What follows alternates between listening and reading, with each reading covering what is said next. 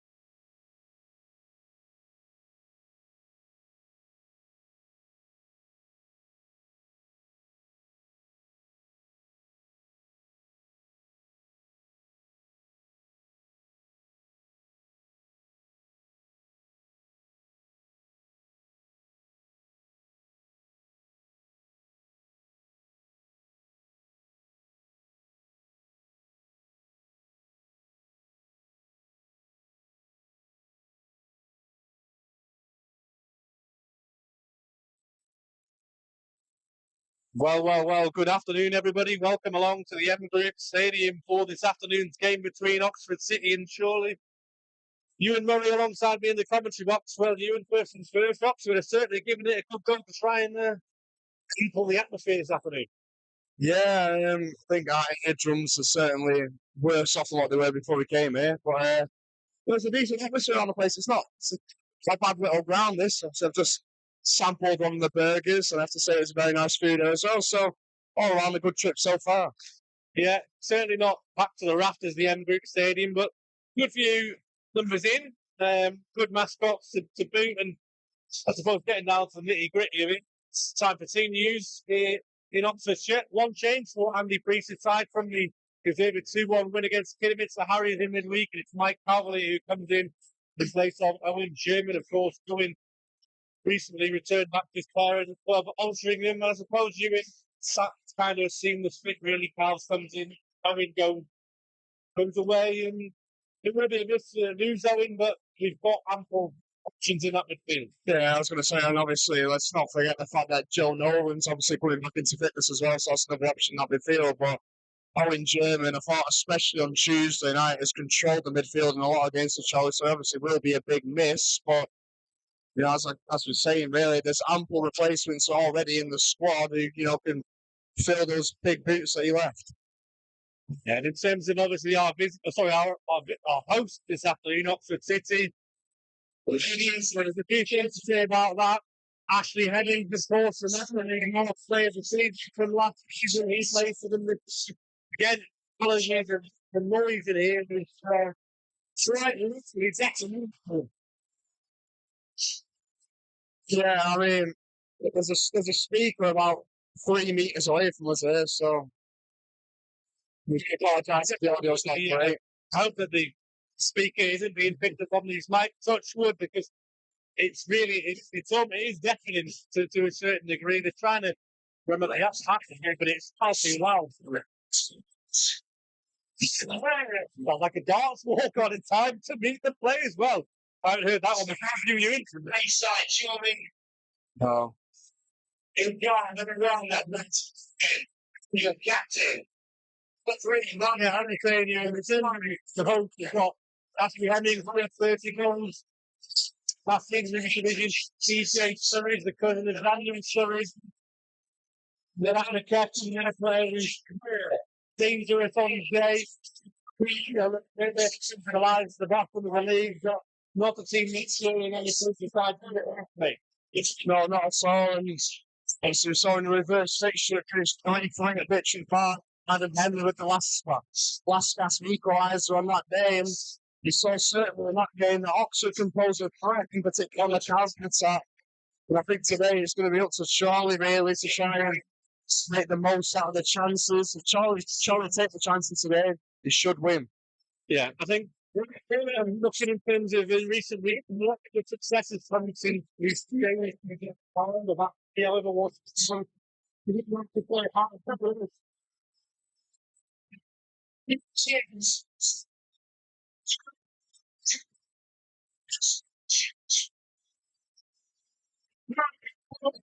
Yeah, I'm going to try and just have a little minute away because I'm really struggling to hear it still. I'm actually struggling to hear my own voice. It's so loud. It's absolutely ridiculous.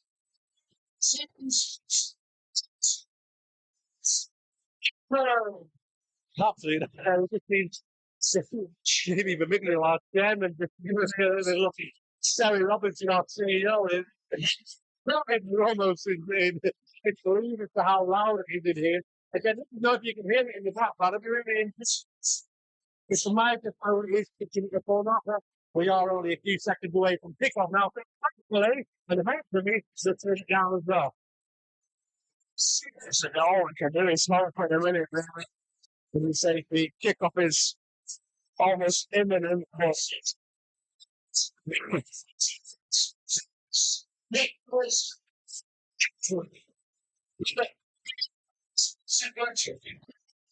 Tom Scott, number 18, George Burrows, number 26, Pete England, Michael Flynn, Martin, I don't know if Oxford maybe have a few problems with deaf supporters, but it really is ridiculous.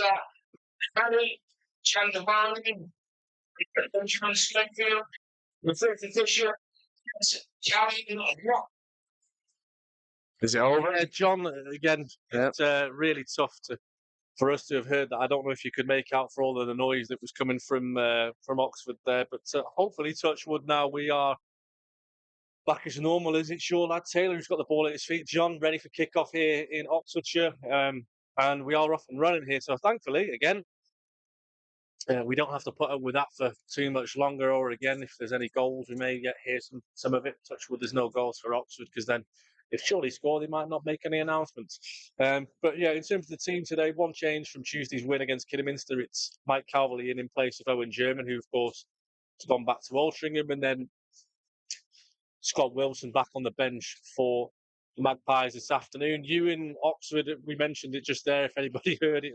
Apologies for repeating it, but they've got plenty of threats in there. Ashley Hemmings is arguably the main one that we've got to watch out for today. Yeah, I mean, as I was saying, whilst the PA announcer was, thoroughly enjoying his time announcing the teams, we saw in the reverse fixture, and that was without Ashley Hemmings obviously being at Oxford City, that Oxford do pose a threat on the counter attack.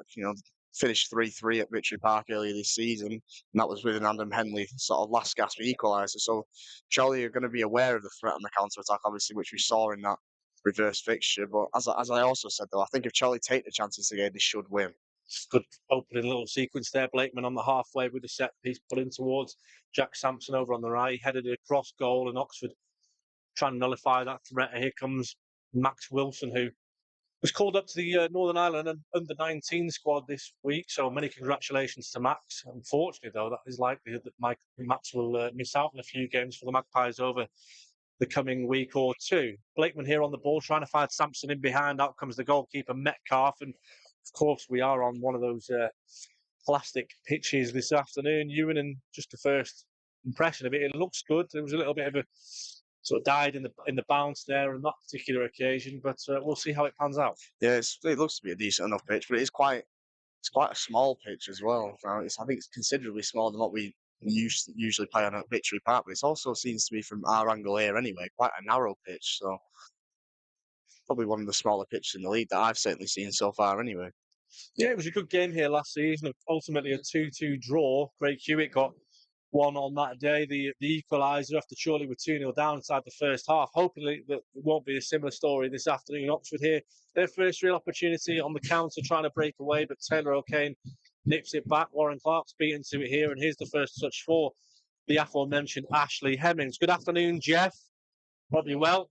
Shot comes in from distance from the visitors. It's the number 4, Josh Ashby, the captain, time for a throw. And interesting today in terms of the referee in charge. It's Grace Lowe, who refereed the WSL Cup final last week. So a bit of a change in contrast, going from some of the best female footballers in the world to Chorley and Oxford City. Good play there by O'Kane. Yeah. Sampson trying to turn away, but I suppose that's sometimes what happens in these fields. Play when it is plastic, and again there it completely dies in the surface. Metcalf was hoping that it would bounce back to him inside the penalty area, but nothing there. We've got a spectator walking past us with a hot coffee. He says, "Come on, ref," even though he wasn't watching. Always helpful. Smith been dispossessed there at the back.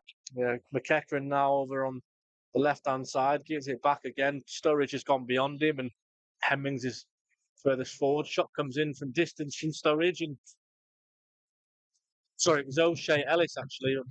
Apologies, who took the shot. I have to admit, you did say to you before the game, didn't I? I wasn't sure if it was Ellis O'Shea or O'Shea Ellis. It turns out his first name is O'Shea, and no relation of Mark as well. Yeah, I think initially, I was at first glance was a bit puzzled as to which way around the names were, but O'Shea Ellis, a bit of a side to there from the midfielder. Yeah, the first shot of the game. Chorley just trying to settle into it. Warren Clark was not there and looked like he'd seen stars for just a second. Head on from O'Kane, and again it just sort of dies off a little bit in the turf. Hemmings under pressure from Blakeman. Blakeman does well, but at the expense of a throw in, and Jack Sampson only a matter of yards away from us. As you said, Ewan, it's one of those pitches, isn't it, where it's quite a low view. It's certainly not up in the stands. They don't have a stand here really at Oxford. Well, they've got a stand, but it's 4 rows in its entirety. Onto the ball now is number 6, Darnell Johnson, who scored against the Magpies earlier in the season, a 3-3 draw on that particular day. Good play from O'Kane there, and then Sampson in on Johnson. Does really well, actually, wins his side a throw.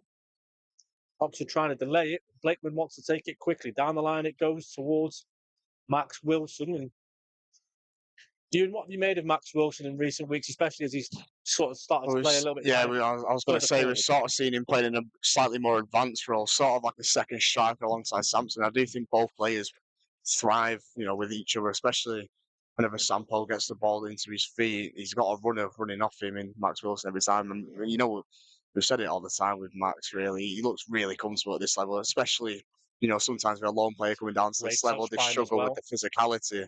But, he gives it 110% every game, and he's a really important player for Chorley at the minute. Yeah, Andy Priest, they're not happy with the lack of decision there. That he felt like there was a free kick to be had on Max Wilson, but referee Greg Slow decided to let play go on, and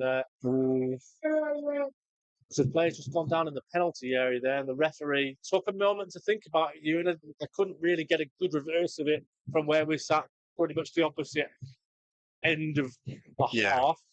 But Oxford have got a corner. Yeah, it was Jack Moore who put in a challenge on. I think it might have been Hemmings, from here, but he definitely won the ball. No, it was O'Shea Ellis who Moore put a foot in on. Definitely won the ball, and it goes on for an Oxford corner, the first of the game. Yeah, it will be in swinger.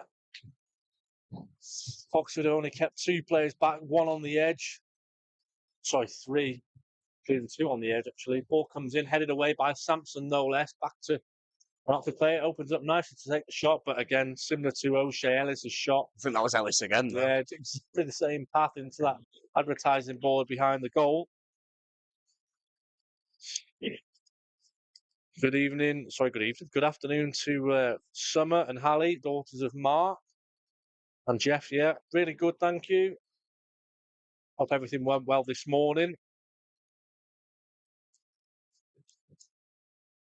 So, the sun is shining here in Oxford City. We are in the shade. Sturridge there with a knock down towards the 17, Ewan Clark, bursting forward here for the host. Finds a runner gone beyond him in towards the box, headed away by Ellis, and pressure now on McEachran. For the minute, it's Oxford with a lot of the ball. Yeah, I've been quietly impressed. Literally, look, we're only 7.5 minutes into the game, but they started on the front foot here, Oxford. They've had a couple of shots from Ellis, as we mentioned. They certainly look like they're playing quite confidently, want to try and take the game to Chorley. Yeah, again, they're just trying to find a way, especially down that left-hand side at the minute, Oxford, trying to put some balls into the box. None of them have worked so far. They've all met the head of Mark Ellis. Byron Wilson finds Ashby, goes all the way back to Johnson, who again scored against Chorley earlier on in the season. On the ball there is Aaron Bailey.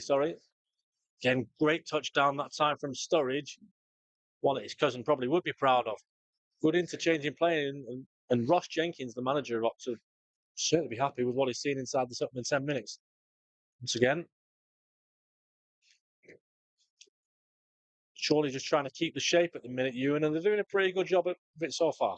Yeah, they're just trying to limit Oxford's passes in the final third. They're just trying to keep the ball in front of them rather than letting them go in behind. Yeah, and that was the prime example of it. Hemmings trying to unlock the door with a bit of an outside of the foot pass, but just lacked the real quality at the end of it, and falls kindly into Irwin, who take a touch out of his penalty area here. Sturridge is closest to him. He'll go long towards Sampson, who rises highest but can't get on the end of it. Flags up there against Sturridge over on the far side from where we're sat. Of course, we will keep you updated as well on goals elsewhere as they go in National League North. And the first goal of the afternoon goes to, drum roll please, 24th place Leamington, who've taken the lead against Scarborough Athletic.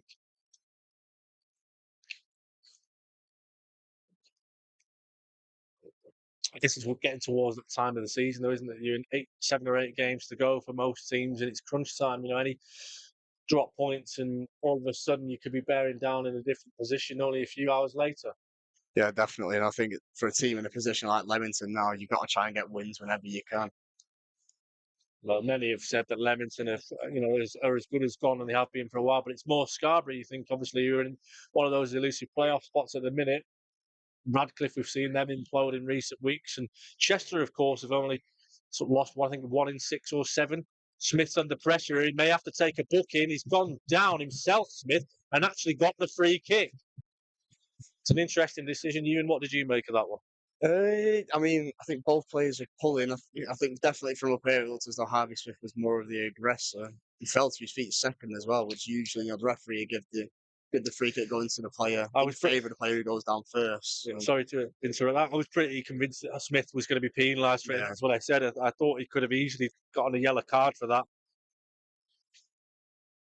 But Chorley in that position, not probably going to complain one jot. The sun's shining and Andy Priest hasn't got his shades on. In fact, I've only seen Andy Priest with shades on once. And it wasn't on the touchline either. Warren Clark now has been penalised for a foul, and Oxford have got a free kick inside their own half. Mark Ellis did make his way up for that previous one and now heads back into that back three shape again with Blakeman and Moore, 2 fullbacks who are going beyond. I guess what we'd have to say after the first sort of 11 minutes, Ewan, is that surely don't want this to become a repeat of Bedford. It was a really poor performance on that day where they never got going, and Oxford, again, they've started really well here, but surely need to sort of get a bit of a foothold in the game and put some pressure on. Yeah, Chorley just needs to, I think, get a bit more possession at the minute. They need to try and make the game suit them rather than it suiting Oxford. Really good play from Max Wilson there in the far corner. He's putting Byron Wilson under a lot of pressure. And the man on loan from Preston North End has done really well, actually, to win his side a throw. You know what that means, don't you? And I know you can't really see because of the heated review here in the press box, but Sam Bird's the man with the ball in hand. We obviously saw one of his long throws bear fruit in the late on against Kidderminster. Yeah, Moore and Blakeman have stayed back for Chorley, but Bird's got the ball in his hand. Here he comes. And towards Mark Ellis. He looks like the main target. He bounces inside the box. Mark Ellis has gone down inside the penalty area. Referee unmoved there. Grace Lowe says no penalty. But Mark Ellis is asking the question. I mean, there was definitely contact made. It's whether or not the contact's warranted to fall to the ground. Really tough for us to see from obviously down here rather. But in a few of those in recent weeks, Warren Clark trying to battle away to win the ball. Good play that from Warren, really tenacious. Hemmings does well to beat O'Kane, who had the momentum, it has to be said. Couldn't really fault Taylor for that, and Oxford now coming forward themselves. Yeah, it's Clark now on the left wing here for Oxford. He's 1-on-1. Jack Moore goes inside here. Clark looks like he's shaking up to shoot. He's been brought down. Free kick about, would you say, just outside the penalty area, but a couple of yards outside of the penalty area? Yeah, he cut inside that Ewan Clark did. Good play. Piece of play from the winger to get away from Jack Moore. Looks as if he's shaping up to shoot and he's just caught. His trailing legs caught there by Taylor O'Kane. So it's a free kick for Oxford.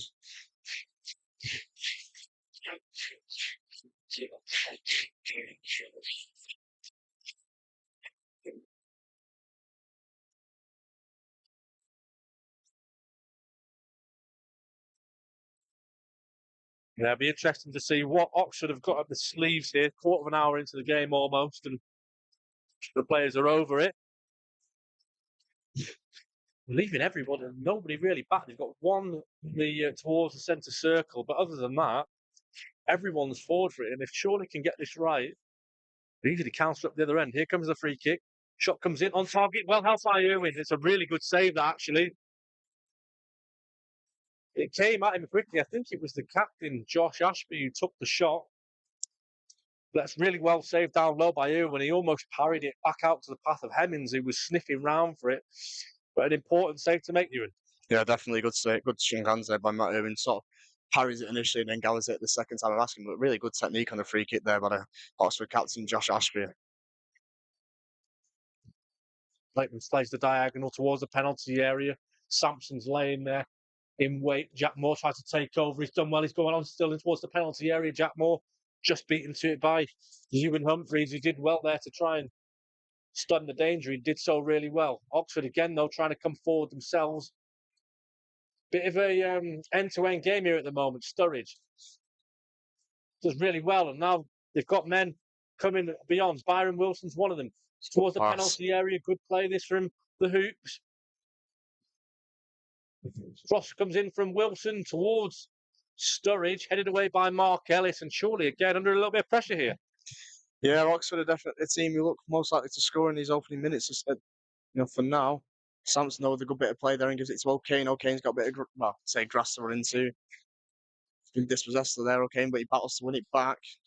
And he's got his shirt pulled back there, and it should be a free kick and maybe a booking. Yeah, if the shirt's being pulled and it's what we would call a professional foul, I think that's probably a one and only warning from the referee, Grayslow. Although, to be fair, she didn't seem awfully animated in terms of saying, look, if you do that again, you're getting booked. But you do see them more often than not given as a cardable offence, those, don't you? Yeah, definitely. I mean, it's Taylor's breaking away there on his own. He's just won the ball back, turnover on halfway. He's running towards the defence. O'Shaughnessy pulls his shirt back. Usually you expect to see a yellow card for that.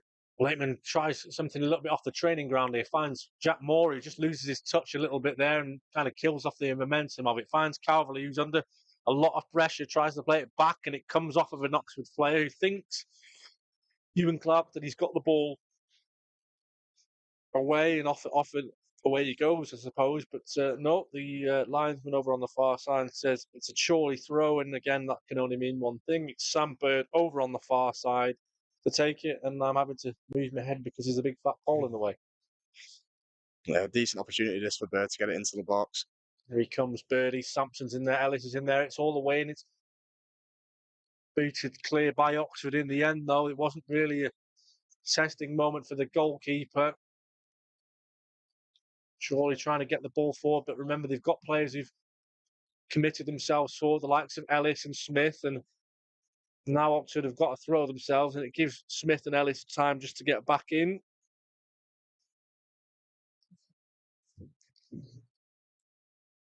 Chorley won't mind balls like that, though, although when the first and second contacts are missed, you want to do better, Chorley. Calverley's done well there, and then Warren Clark's under a lot of pressure. Should be a free kick, that for me, Ewan.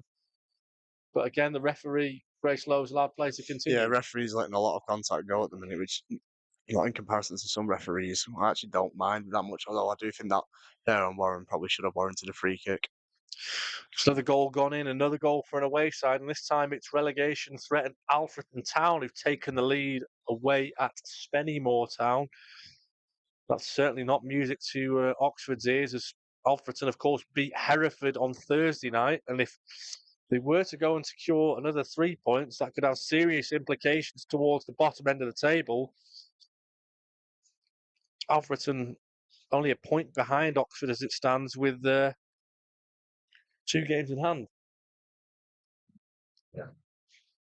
Oxford have started the game like a team who wants to, try and take the game to Chorley, who want to get the 3 points. You certainly see that in the way that they've set up. Another goal's gone in, this time at the First Cloud Arena. It's South Shields who've taken the lead, and that man, as usual, Paul Blackett's got it 16 minutes into the game there. Other than that, that's where we are at the minute. Just the 3 goals to report at the moment. Oxford trying to come forward again. Here's Hemmings, and he tries a really smart little move there, doesn't he? It's awesome. A scissor kick with the back of his heel, and it's almost fortuitously, it just came off of Sam Bird's head. That's a clear push on Max Wilson. Push from the back, and I don't know why he's not giving that. Max Wilson stayed on his haunches, Ewan, and less than impressed. Yeah, as we keep saying though, Grace Lowe, she's letting a lot of things go at the minute.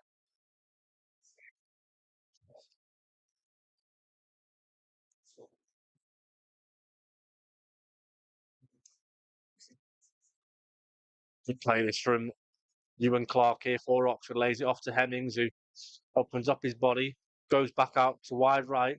Clark in towards the penalty area goes McEachran. Good defending by Sam Bird. Really good that from Sam Bird. Max Wilson again, and this time he does get the decision. If the play continues like this, we're going to have to get our analyst Owen Pope on to see what he thinks, because there's a lot of the shakes of the head from my right here, Ewan. Yeah, Does he have a point?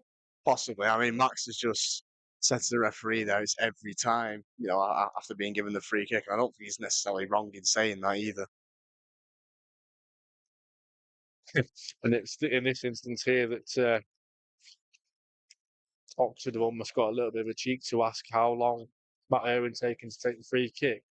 He's hesitated. Max Wilson's offering the option on the left, but he'll go wide right instead. Sampson and Ellis are over there, headed on by Ellis, headed up by Warren Clark. It's Chorley ball as things stand, as Ellis scoops up a ball really, really high. It's quite a bit of snow on it almost. Blakeman has done really well to chase after it, but Ashley Hemmings saw the danger and got in front of his marker Bird. He's got to be careful. Then Harvey's got to be careful. Both of them between themselves done really well, but Harvey just can't keep the ball in. Yeah, I think in particular there, Harvey Smith on the sweeper sort of run round him really well there to stop the danger. What I would say, though, in bit of credit for Oxford, is they're not hanging about. They want to get something here, don't they? They're really intent on moving the ball around quickly. They're not a team that are taking long time to take the throw-in, to take free kicks. They want to get on with it. It's almost like they're trying to catch Chorley out.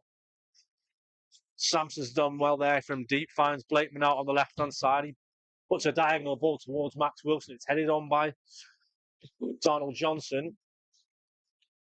A minute, and it's just a little bit like Chorley and not quite clicking in that final third. Would that be fair to say? Yeah, definitely. I mean, there's been a good few turnovers in midfield by okay, and then just before made a good tackle to win the ball back for Chorley, but they're just struggling to sort of carve an opening at the minute. That's better though. Smith finds Blakeman out on the left and takes the cross on the half volley, and it comes off of Byron Wilson's leg. And at one stage you thought it might go for a corner. Here is Sam Bird into Warren Clark, who's brought down, nothing given against McEachran, and then there was a shout that really Oxford should have had one. Sam Bird's gone beyond it, still going.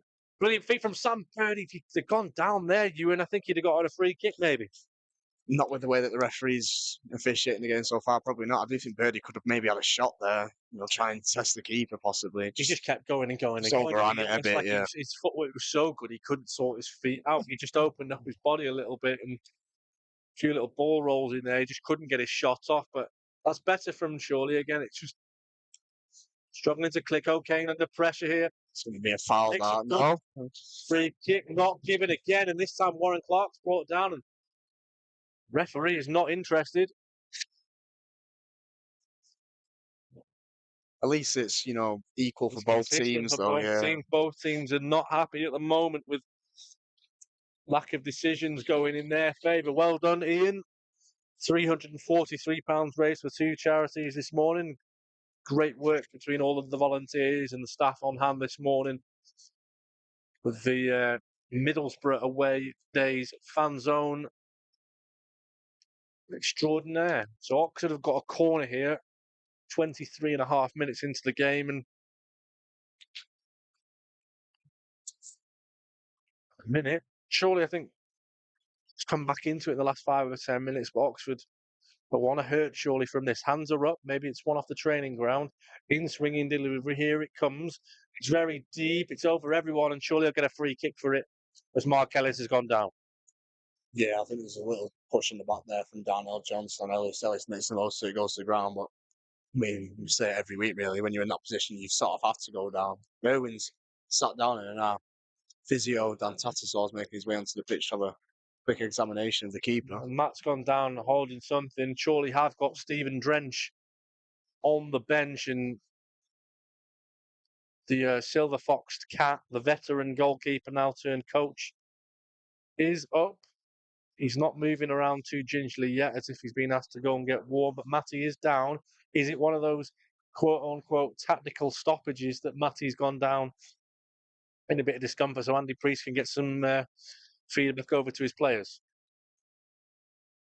Maybe it'd be the first time we've seen it this season. Ewan is back up to his feet.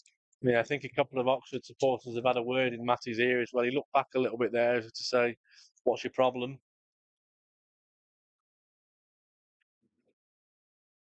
But both sets of players are ready to continue. Matty's had a little drink of water.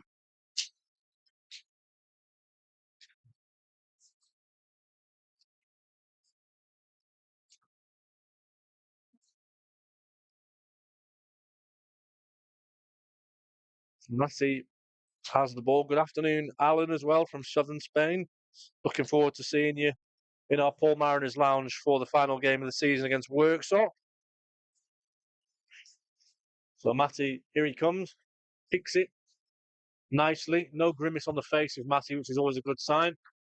Sam Bird tries to put the ball over the top for one for Jack Sampson to chase. Darnell Johnson has to deal with it. Warren Clark can't get a head on it. Good play from Markel. He's got to be careful, though. A bit of a push to the back of DJ Sturridge. And here he is on the ball. Sturridge, Ashby again. You know, Oxford not wasting any time, are they? No, it's a good ball that from Ashby to find McEachran out wide. Good play this into the edge of the area. Hemmings whips in a good cross. It's a good one on target. Should do better. I think it is Sturridge who got that header on target, Ewan. And he's kicking himself that he didn't do better. It was a really good ball in from Hemmings. Oh. Yeah, it's a good ball in from Hemmings. That. I'm not sure whether Smith sort of puts off Sturridge. He's sort of hovering Sturridge as he goes up for the ball to head it, and in the end, it's a very, very, very tame header into the ground, and no trouble for Matt Irwin in goal to just gather it. Opportunity here. Johnson plays it long in search of Byron Wilson. He's going to have to do an awful lot because that ball has got almost a bit of a turbo on it and behind for a goal kick.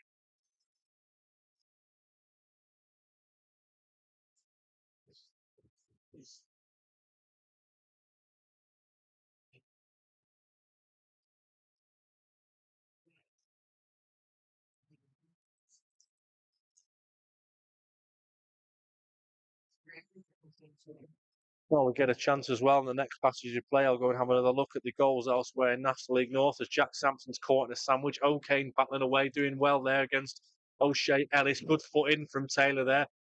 Scrambling there is 3, 4, 5 players all fighting for the same ball, and it's almost getting beyond towards the point of obstruction.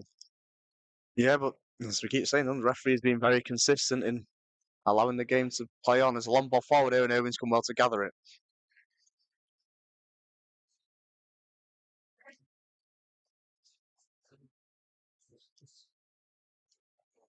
Long ball from Irwin towards Sampson. Clark's semi got it, but again, he's almost down there. Good turn from Sampson, opens up his body well. Blakeman's there on the left-hand side offering an option. Sam Bird's run on beyond him, offering again. Blakeman goes inside himself. Puts the ball deep towards the back post, headed up across the face. It was Max Wilson who got on the end of that, but comfortable enough for Max Metcalf in goal. Oxford trying to come away again through McEachran. I mean, 29 minutes into the game, Ewan, and unfortunately, the only negative I would say from a Chorley point of view is we haven't had a clear-cut chance in front of the goal yet, have we? Yeah, but say the same though for Oxford. Oxford haven't really created much. I mean, you could argue that header beforehand was an opportunity, but in the end, it was nowhere near going in goal. Yeah, the header from Sturridge and the free kick from from a set player, dead ball opportunity.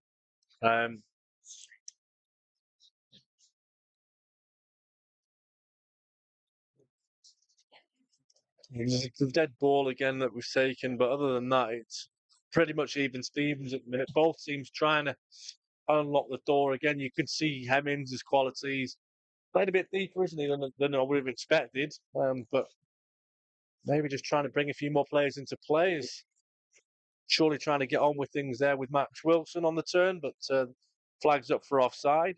Yeah, Oxford are very sort of dynamic in the way that they play the shape here. Hemmings, out of possession is always on the right, but in possession, he can pop up on the left, he can pop up in the middle, he can pop up deep. The same goes for all the players, really. We've seen them all not really rigid in their sort of approach, or attacking approach play anyway. Couple of twists and turns in the National League North already again this afternoon. Marine have taken the lead against AFC Salford United, and also Buxton lead Bedford Town by 1-0. Bedford Town are down to 10 as well. Radcliffe 1, Kidderminster Harriers 0 as well as the latest score at the Newman, and South Shields have doubled their lead against Merthyr. Hemmings on the ball here for the hosts. Opens up his body and finds Ashby. Patient play again from... Once again, look at how deep McEachran is here. Like, they're not afraid to come deep, these forwards of Oxford City. Ross Jenkins' team, they're just trying to be really patient and then trying to lock the door, but the quality there from Byron Wilson was really lacking. Now maybe an opportunity from Chorley, who Jack Sampson's come from deep and he's being caught. Taken quickly though by Calverley. Blakeman tries to put the diagonal across, but again, for me there, Ewan, looked like a handball, arguably the wrong decision by Blakeman, because he knew that if the ball had gone, that it'd go the other way. Jack Moore dives in on a challenge there, and the referee being told by Andy Priest to get a grip. He's also having a word with the fourth official, who... It's interesting, it's one of those grounds, isn't it, where the dugouts are so far away from each other. You don't see that very often at any level of football. Normally, you've got the fourth official who's just squeezed in the middle between both managers, and you do feel for them, but this is one of those grounds where the gap between each dugout and the fourth official is massive. Definitely, and Hemmings has come quite deep here to take this free kick just in front of the Chorley dugout, as you've mentioned. I mean, the way that the challenge came about there, I thought Jack Moore was going to get booked, but clearly Andy Priest has seen something that we couldn't. Good play from Matty Irwin, commanded his goal, and he takes the throw long, quickly towards Warren Clark, who's under pressure from Byron Wilson. If Warren gets going here, he'll leave him for dead, and he has done. Warren Clark, good challenge. Good challenge by Byron Wilson, though. Warren had his eyes set on getting towards goal there, but it was a really good challenge from Wilson to stop the danger. Yeah, good play all around there from both the winger and the fullback.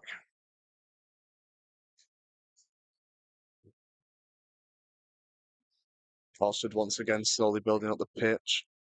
Hemmings has come deep. He's tried to turn around O'Kane. It's a great challenge by O'Kane. O'Kane's done really well there, and he's giving the ball to Max Wilson. Wilson struggling to keep it in the end of the ball. Goes all the way back to the Oxford back line. See, and you hear there a few words exchanged in terms of the Oxford players saying, look, tempo, trying to dictate the way of the game. That's a good ball over the top towards O'Shea Ellis. Good defending by Harvey Smith. Hemmings picks it up, but good from Jack Moore, who lays it off to Max Wilson, and Blakeman now. He's got lots of grass thrown into here, Blake's. Trying to send it down the other side. Sam Bird's got it. Plays it to Blakeman. Clark's gone beyond him. He's seeking out Warren. Over the head hook from the full Sam Bird's got to be a foul. Surely you've got a free kick. Good spot for a free kick as well. It's a great opportunity this for Blakeman to get the ball into the box. Probably the ideal spot for him to sort of get a bit of curve onto it. Clever from Birdie there almost. We haven't had many free kicks in this game so far. Both teams frustrated with the lack of decisions. But Blakeman has the ball wide left. Definitely not a shooting position you're in, but definitely a position of threat. Mark Ellis telling Blake to wait. Bird and Moore have stayed back in towards the penalty area. It goes headed up. Not clear just yet. Taylor O'Kane lofts it back into the penalty area. And the referee stopped play because an Oxford City player has gone down, holding their head. Surely you're in a frustrated, the play's being stopped, but rules are rules. I mean, the referee did wait and see who would have made the first contact there when Taylor O'Kane put the ball back into the box. When she saw it was an Oxford head, then she blew up. Yeah. So. I don't know if the referee didn't see it or if the referee was just sort of trying to give the opportunity to see how that's more what it was, played out a little bit. Yeah.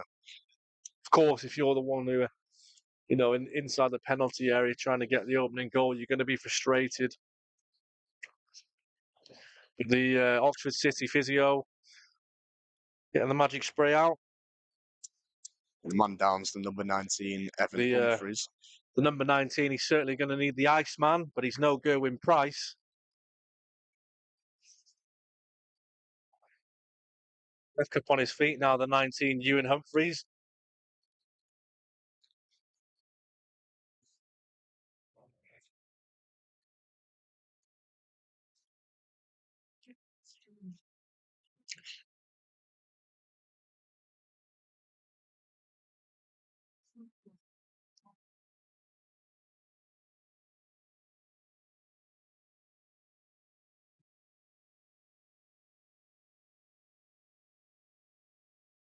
Sam Bird's got the ball now for Chorley. Tries to play the long ball towards Sampson. He can't get in front of his man, and that was a kind of a ball to nothing. Okay, now trying to drive through the midfield for Chorley. Jack Moore's got it. It's interesting, Ewan, that Chorley looks to have maybe changed the shape a little bit here. Max Wilson seems to be playing a bit more off the right, and Warren Clark's a bit more central. Possibly. I mean, we saw really early on that Oxford were just trying to... Good play that from Blake. Finds Sam Bird. He's under pressure from Hemmings, who pokes the ball down the line. And right? How on earth is that not a corner kick? Everyone in the stadium can't believe that one. That was a terrible decision from the linesman. The referee has got that one all wrong. Yeah, I'm not too sure what the referee's seen there and what the linesman hasn't seen for it to be given as a goal kick rather than a corner.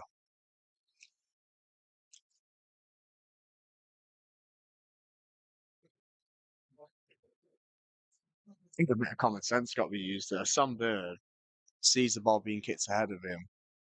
Obviously going to go out and play for a corner, and he doesn't chase the ball. If it was him who got the last touch of it, he'd chase it down the line.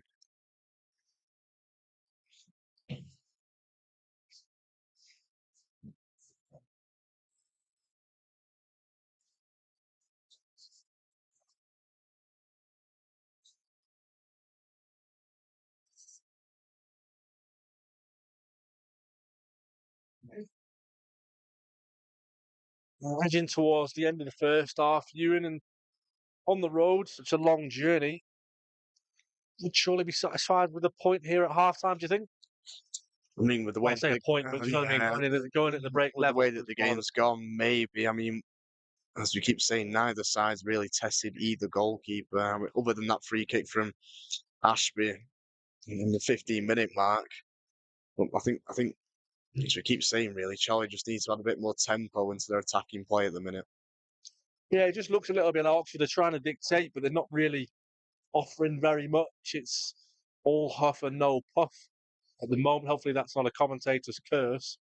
But they've done a bit, but when it counts, they haven't really tested Matt Irwin in goal. He probably should have done better with Sturridge's effort, but Sampson's been pulled down there. I mean, once again, the referee's not giving it. It's okay. A lot of these moments, aren't we, where players, it's almost like 3, 4s and 5s are getting involved, and then there's a bit of a melee, and players are kind of getting stuck, maybe somewhat because of the surface as well. Good defending from Sam Bird. That's brilliant. And Warren Clark's got a chance here. It's a 2-on-2 situation. It's Warren Clark goes beyond versus Johnson. Shots on goal, and it's on target. Ewan, should Warren do better? Probably. I mean, he now has to play down himself one-on-one there with Daniel Johnson. Sampson was to his right. He was being closed down himself, though, by Harper Bailey. Warren decides to go on his own. In the end, he had to take his shot early because Johnson had cut off the angle and it's straight at Metcalf, and it's a comfortable save for the keeper.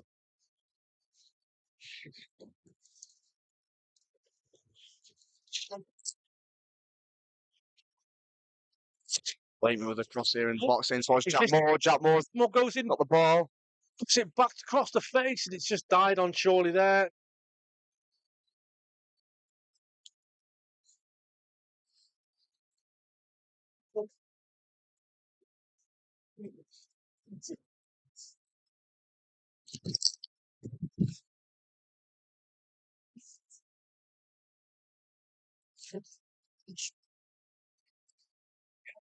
Wow, probably Chorley's best chance Credit where it's due to Sam Bird there for me. Ewan, he did so well to dispossess Ashley Hemmings and try and set Warren Clark through. Calverley's done well here, though. Finds Max Wilson and Chorley looking to try and finish the first half with a flourish here. Down the right-hand side, it's Max Wilson. Finds Jack Moore. Takes a touch, tries to put the ball towards Sampson. He's done it. Turns his body on the turn. Edge of the area. Shot comes in. Oh, just wide. Always going away from him, isn't it, Ewan? But surely certainly looking better these last 5 minutes. Yeah, it's good play. In particular, I think from Sampson there to hold up the ball. It's a ball fizzed into him from Jack Moore. Sampson holds it up, tees it up for Max Wilson. He tries to just hit it as hard as he can, and he just rifles across the face of goal and goes out for a goal kick. Yeah, much better that. I'm confident from Max as well. He did sort of swing his boot at it, but it was with real purpose and hard for us to sell because complete opposite end of the stadium. But it was always going away from him. But I can't fault Max for having a go from there. I thought like it was there, it was on, it was the best option to take.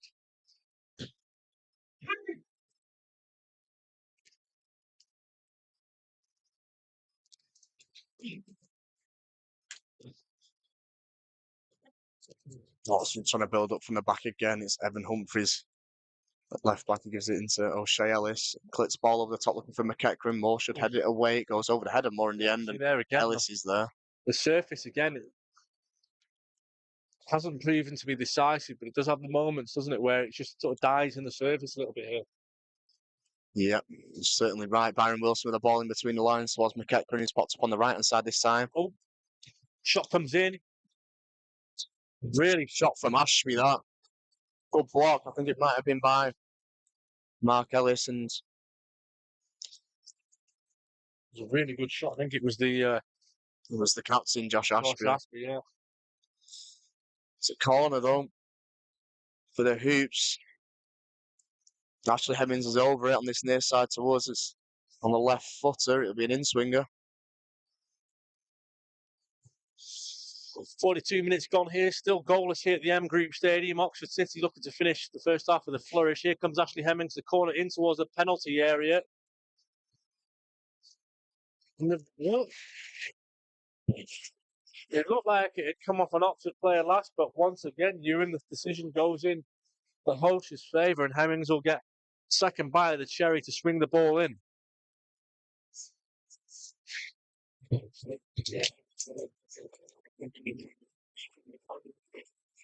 Here he comes, in towards the penalty area, headed up by Sampson. Over towards the other end, it's number 5, Aaron Harper-Bailey, who's got it, the centre half. He's been shepherded by Harvey Smith.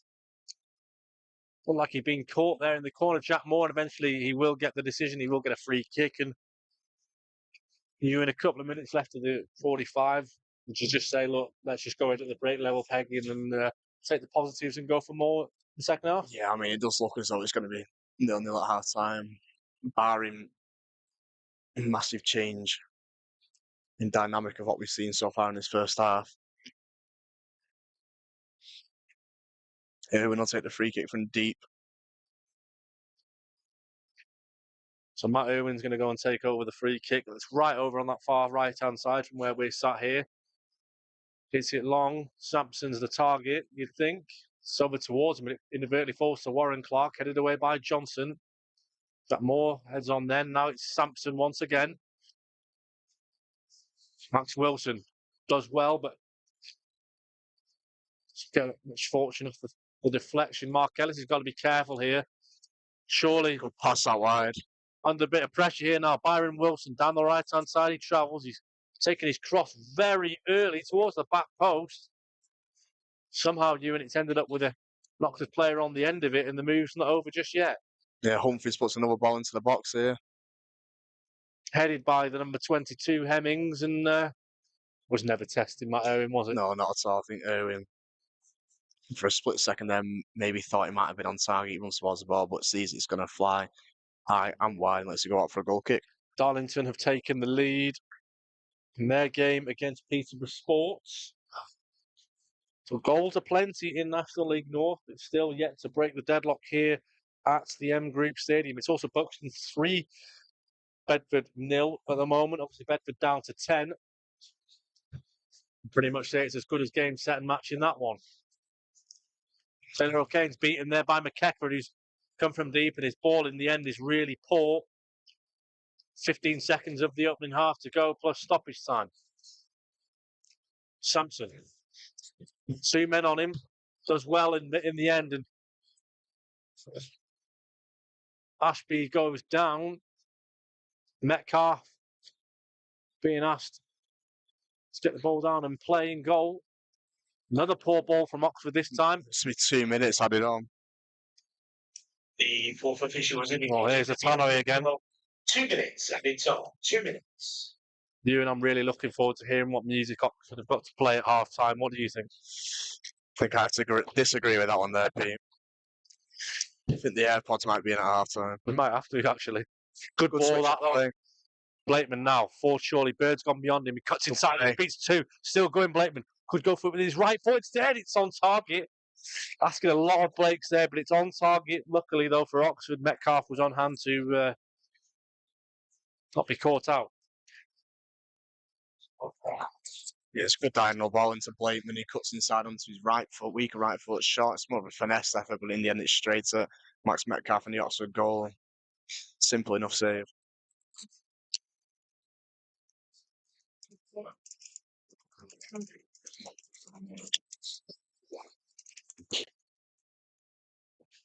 The feet of Sampson. Sampson turns. He has a shot and it's going to go straight at Metcalf as well.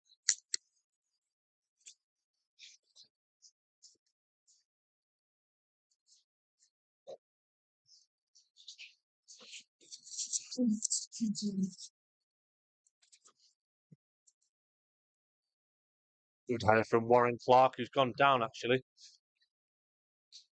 Oxford, maybe one last chance for them. Good defending from Mark Ellis, although Harvey Smith's gone to clear it. It's come off of the back of a Chorley player, and Ashley Hemmings is trying to benefit. Now another Oxford player goes down. It was actually the aforementioned Hemmings. Wilson. Now it's McKecker, who's done well to turn.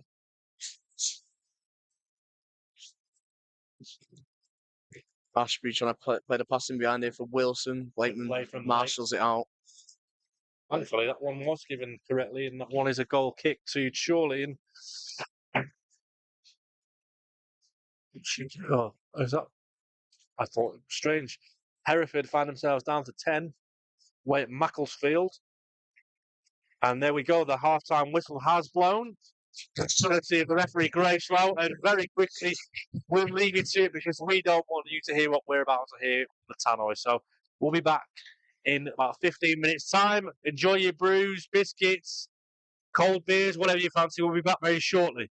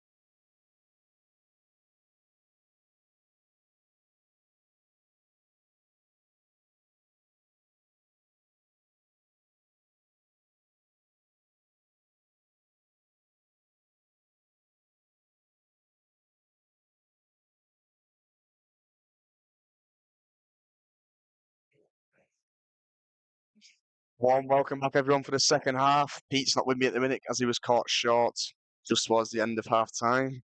Is he running all the way back now, back to the press box? Second half about to start here. Anyway,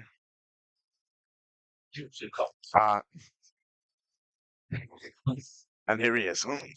Hi everyone. An eventful half time. I just had a nice chat with our kit man Stuart McChain. Used the facilities, and then I was told, "Oh, you can't come through here." So luckily, there's not much of a crowd to get through. So largely a smooth ride back to the press box.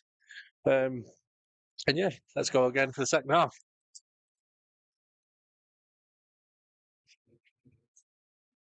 No, I mean, it's taken a little while here to get the game started. I'm not too sure why.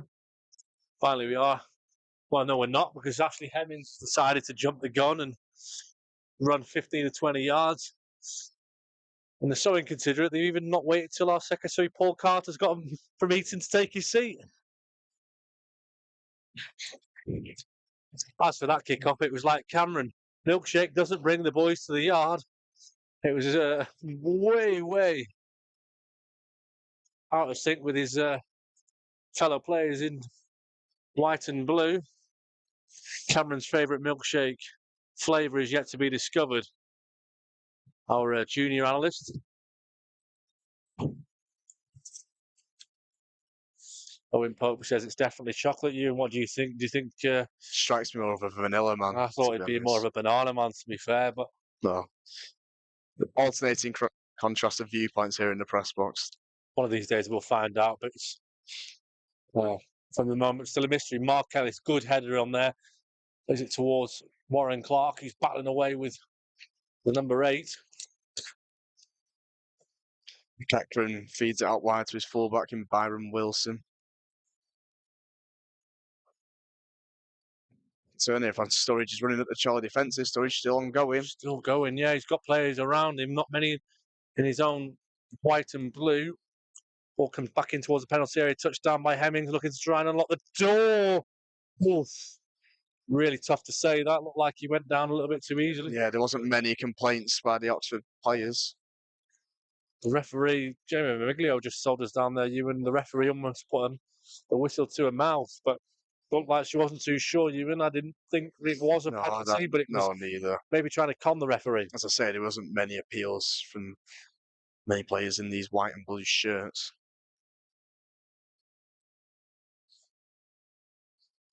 Ellis comes deep. Taylor O'Kane steps up to win the ball. He does, but trips over there, and Hemmings can claim it back for Oxford. It's a long ball forwards. It's headed up in the air by Smith. Ashby gets there ahead of Wilson. Again, no Oxford, not wasting no time, trying to make a mark on it. Good defensive play there from Taylor O'Kane. Wins the ball back for Chorley. Offloaded by Jack Sampson to Mike Calverley. Chorley just trying to play it a little bit patiently. Similarly, almost to Oxford City. Again, Sampson having to come deep. Blakeman first time ball over the top towards Calverley. Want to chase. Needs to die in the surface. And Calverley was first to it there. The referee's got a decision to make. Calverley's going down in an awful lot of pain, it looks like. I was going to say, yeah, it's either a penalty or a corner, and she's given a corner. Referee Grace Lowe, I think she'd made her mind up pretty quickly, but Calverley's down inside the box here. Maybe you'd argue almost that, suppose the linesman is on the wrong side of it, really, to be able to get a good view of it. Once again, though, Pete, it's a prime example there of the ball stopping dead on this surface. So, long ball over the top from Blakeman. It looks as though it should bounce back in towards the keeper. Instead, it just bounces up rather than, forwards. And keeper doesn't expect it. Calvert looks as though he's going to get there first. And keeper, in the end, kicks the ball going through Calvert. Like for a minute, it goes out for a corner. Blakeman's over the corner. So, yeah, it will be a corner for Blakeman to take the outswing in delivery. Takes it flat. I'm not sure what that was, Ewan. I think he was trying again something off of the training ground, but he got it all wrong, and Sampson's now being penalised for a foul as Oxford look to try and counter. Yeah, that's an uncharacteristic poor delivery, that from Blakeman.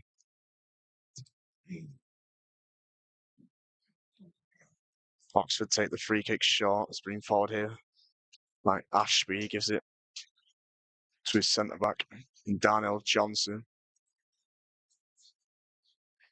McEachran once again has come deep. Ball into Sturridge, who's also quite deep at the minute. Hemmings looking for a diagonal ball, looking towards Ewan Clark. And just dies in the surface. Good defending there from Jack Moore. And somehow there you've got Oxford claiming for a penalty. We got it clear as day there, Ewan. He won the ball cleanly. Not a decision even there to be asked upon. Yeah, definitely. But Oxford's still on the ball here, trying to mount an attack. Clark with the pass towards McEachran in that corner, which I can't quite see from my angle here. Again, Oxford just trying to contain Chorley. Chorley trying to be disciplined, keep the shape, nullify the threats that Oxford are posing. Good play there from Max Wilson. And I feel like maybe because of the results of a few decisions in the first half, both teams are asking questions, almost to try and put a bit of an area of doubt in the minds of the referee and the linesman. What do you think? Maybe it's not a bad shout as Humphries tries to swing a ball into the box here. Eventually it's cleared by Sam Bird. It's getting to the point where there was so much that wasn't given in the first half. Both teams are asking for absolutely everything in the second half in the hope that just something's given in either side's favour. Yeah, but I think the criticism that you can't have of the referee is that, she's been inconsistent. She's been very consistent with the fouls that she has given and not given so far. Sampson again finds himself deep and furthest forward of any Chorley player. Okay, now a bit of room for him to run into if he wants. Goes out wide to find Jack Moore, who's over on this side closest to us.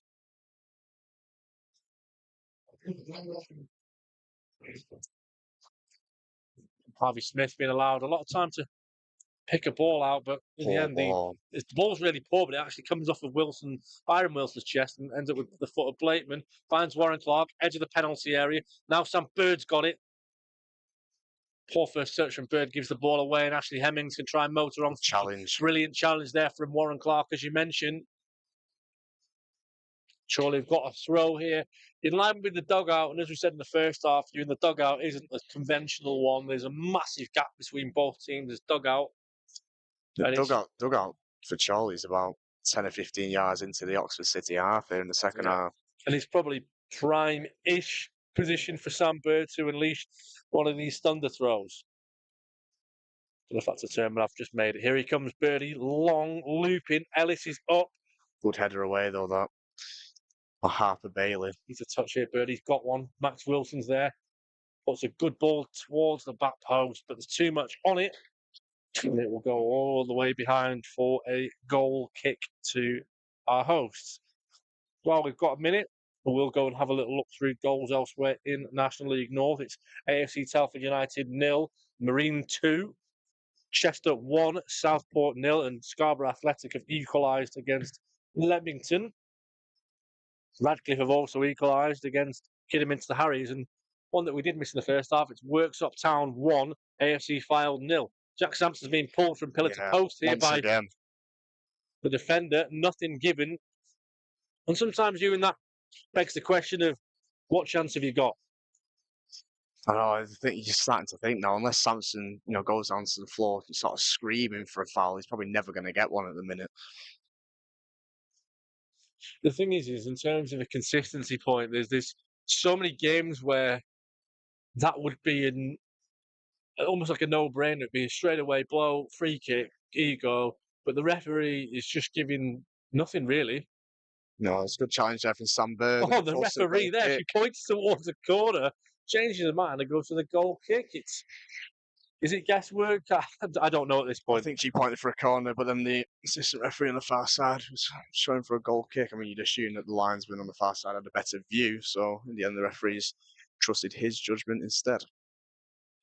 Yeah, listen, I don't ever wish upon anyone to get abused or to be questioned. Obviously, the referee's got a really difficult job, but moments like that do make you wonder a little bit. Blakeman hooks the ball over the top towards Sampson again. It's a good commanding header from Aaron Harper Bailey. Taylor O'Kane gets his bearings wrong, and Oxford will gladly take a throw instead.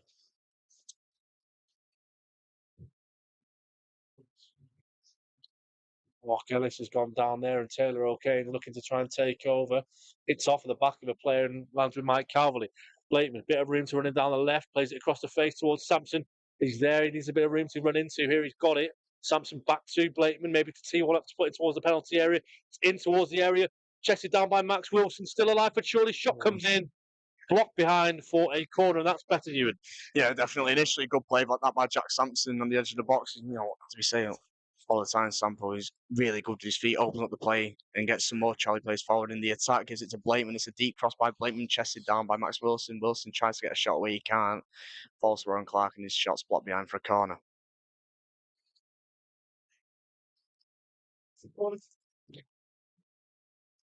Once again, let's hope it'll be a better delivery this time around from Blakeman in towards the box. It goes. Ellis is at the post. It's punched over by Max Metcalf. Max Wilson's got it. Hits it off of the captain Josh Aspey, and it will be another corner to Chorley.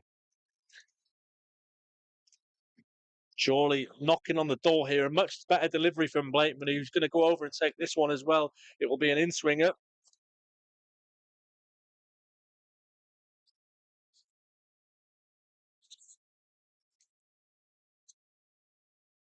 Charlie just needs to get the first contact on one of these.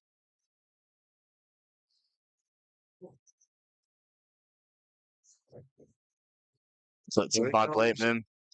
Pushing and shoving in there. Almost Chorley players seem to stop a little bit there. Max Wilson again, the one to pick the ball up. Blakeman first time ball, this time towards the penalty area. Headed away by Oxford. And Ashley Hemmings is trying to beat Warren Clark. He's done it. He's done it really well. Tries to offload it to DJ Sturridge down the right-hand side. Sam Bird's closest to him. Sturridge down the right. Good defending by Sam Bird at the moment. It was about 12. Oxford City have taken the lead. It's Ewan Clark at the back post. 57 minutes. The deadlock has been broken. And Oxford City taking the lead. Yeah, it's a breakaway from the corner. Gets Hemmings with the ball forward in towards DJ Sturridge on the right wing. He's one-on-one with Sam Bird. He goes towards the byline. It's a ball into the box, which is clipped towards the back post. Ewan Clark's got a free header, heads it past Irwin, and Oxford City take the lead. Yeah, and apologies again for the inherent noise on the tannoy. I have no eardrums left at this point. Owen Pope to my right. His face tells 1,000 words because disappointing there, Ewan, to go behind on the counter, and surely you've got work to do here. Feel like this game could easily swing the other way in favour of the Magpies, but they've got it all to do here with just over half an hour left to play. Yeah, it's the first real chance of the game, and the first goals come from it. Good play though by DJ Sturridge initially, though, to find a bit of pocket of space on the right, and it's a good clip ball to the back post, and Ewan Clark couldn't really miss from there, could he? Surely not. They never do it the easy way. More in towards the penalty area. One for Sampson. Oh, he could have nearly gone down there. Still alive towards Taylor O'Kane. Opens up his body well. Shot comes in. Just wide. I think it's come off of a... Did it come off of a player? No, it will be a goal kick, but that was better from Chorley. Looking to get the response quickly. Yeah, once again, it's good play by Sampson. Opening up his body, lets it go for O'Kane. I do think initially the referee might have got in the way of O'Kane there for striking it first time. He has to take an extra couple of touches, then his shot comes in and he's just dragged a bit wide. It was just one of those again, Taylor. He maybe could have taken it a bit sooner, but picked his spot well in the end, just wide of the target. Oxford again, trying to use that counter attack well. It's DJ Sturridge and Zach McKecker in that time combining well, and they've got a throw. But already within a couple of minutes of going in front, you've already seen Oxford are just taking the time, biding the time on goal kicks, throws. They're in no rush now. They've got what they wanted, they've got the lead, and they're going to try and stick with it. Yeah, we saw Bedford take a similar approach, didn't we? Not too long ago either. Let's hope this game doesn't pan out the way which that one did.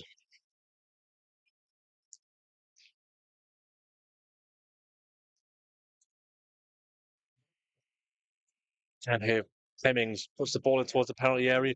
DJ Sturridge goes for goal. Space to goal. That is unbelievable from DJ Sturridge. 59 minutes gone. Kick that one out. That is one of the best goals I've seen this season, Ewan. For City. Yeah, great play, but I don't know, like, seats ball. So I was gonna let the announcer do his thing, but yeah, Sturridge receives the ball on the edge of the box, and he's back to goal. Hits it whilst he's on the spin, really, and he just finds it in off the post into the top left-hand corner. No chance for Matt Irwin,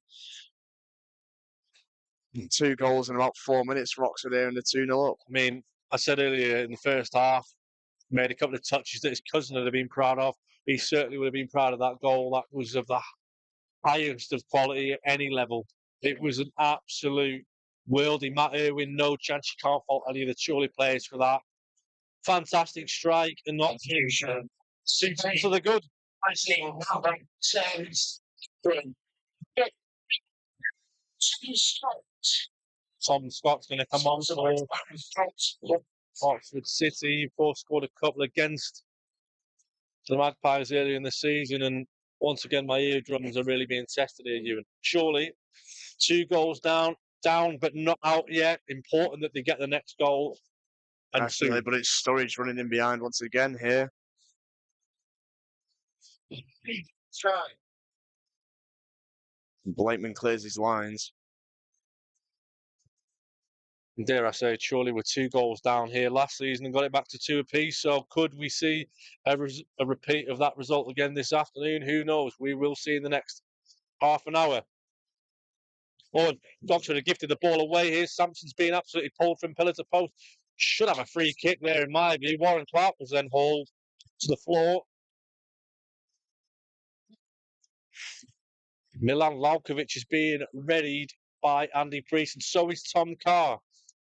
Jack Sampson's down on his haunches there. Is it maybe a case of fatigue or frustration or potentially a bit of both? I'm sorry, it's Scott Wilson, I've just been told, not Tom Carr. With the sun that's shining over on that end, it was quite hard to tell. But yeah, Scott Wilson, who's been out for quite a while, Ewan, will it be a change of shape, or do you think it'll be a straight swap for potentially one of the back three? I'm not too sure. Probably be a straight swap, I'd imagine, unless. Yeah, I can't see Priestley changing the shape at this moment in time. I don't think the shape's been the issue, really. Tom Carr now is stripped as well, so it will be 3 changes for Andy Priest in the offing in probably a minute or so's time. Ewan, if you had to guess the 3 off, what would you say if you can get it in before the board goes up? I'm going to put maybe Sampson, Bird, and possibly Warren Clark, maybe. So Lalkovic comes on. Blakeman is off.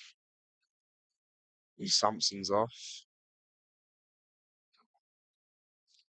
Can't quite tell who the third one is.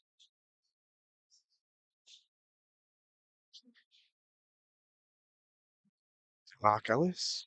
It looks like it is. Yep. Mark Ellis has been replaced, so maybe we are going to see a change of shape here, Ewan, maybe a back 4. Possibly with Sandberg going in at left back. Yeah, I think you might be right. Substitution for Chorley replacing number 3, Mark Ellis. Why is the tannoy all of a sudden an awful lot quieter when Chorley makes substitutions, I wonder? One ball down the line from Bird. It's headed away by Byron Wilson. O'Kane rises. Ashby heads it away, though. Substitution for Chorley. Wilson's first touch. Zach Sampson, that's a new one. Moore into Max Wilson. Taylor O'Kane's got it. Finds Jack Moore. Surely got to get a goal here in the next, you'd say, 5 or 10 minutes to really give themselves a platform to try and take a point away from the game. Long ball over the top. Search of Carr and Clark, but too much on it.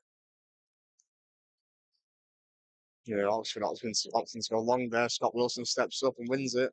A great introduction from Willow, who's been away out with injury for quite some time. Here's Max Wilson. Now Jack Moore on the ball. Chorley trying to play the ball nicely here. They've done so really well. Lalkovic dinks the ball over the top. First touch for him, then first touch for Tom Carr, who's got the ball over on that left-hand side. Carr finds Lalkovic. Max Wilson's at the back post if he can find him. Birtles have been bundled over there. He's won a Kicks the ball corner. behind and won a corner. And I think that corner was preventable from Ashley Hemmings, but in the end, he's sacrificed it and given it away. Definitely, I'd be intrigued to see here who takes the corner. Yeah, it's going to be Jack Moore. South Shields 4, Merthyr Town 0. Big result at the top end of the table. As things stand. So, no Blakeman on the field, so that means Jack Moore's going to take the corner instead. 65 minutes gone here. It's a deep corner. All the way over on target from Smith. Fought in at the end of it, and at one point there, it was like it was going to trickle past Max Metcalf in goal. Yeah, it's good delivery that by Jack Moore. Finds Harvey Smith in acres of space at the back post. I think maybe Harvey should have tried to head it back across goal rather than go for goal. In the end, it's straight at Metcalf. He struggles to deal with it, and he goes out for yet another Chorley corner instead on this near side to us. Clipped in by Jack Moore towards the back post. Harvey's there. If you can get on the end of it, back to Milan Lalkovic. He's inside the penalty area. He thinks the ball towards the back post. Mike Cowley's up in there. Half cleared as far as Taylor O'Kane to go for goal. Scott Wilson's there. These are shots to come in on. It's straight at Max Metcalf. Ewan, is that a chance? Yeah. Surely you're going to rue to have once again not converted. Once again, it's just straight at Metcalf. Clark puts that either side of the goalkeeper there. Charlie probably got a goal back.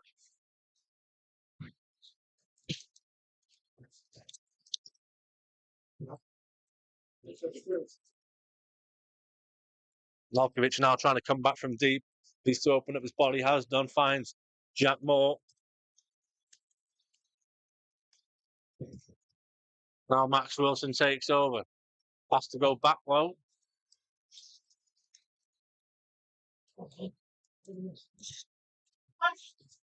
Charlie's seen a lot more of the ball at the minute. Max Wilson's come deep. Pass into Jack Moore. Give him a go to him and Wilson. Max Wilson and Jack Moore. Max Wilson keeps going for more. The ball's gone out for a throw.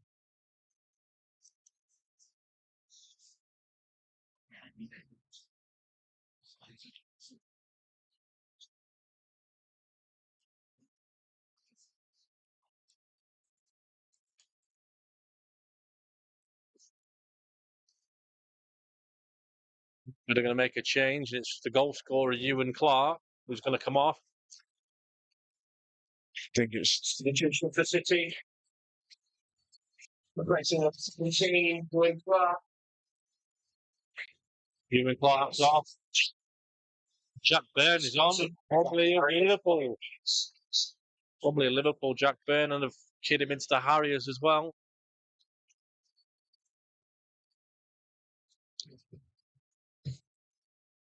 Warren Clark's got it. Tom Carr chests it down, opens up his body. That's a brilliant ball, that from Tom Carr to find Milan Lalkovic down on that left-hand side. Keeps going, Milan, the slow-back winger, crosses it. corner. Another corner for Chorley. The corner count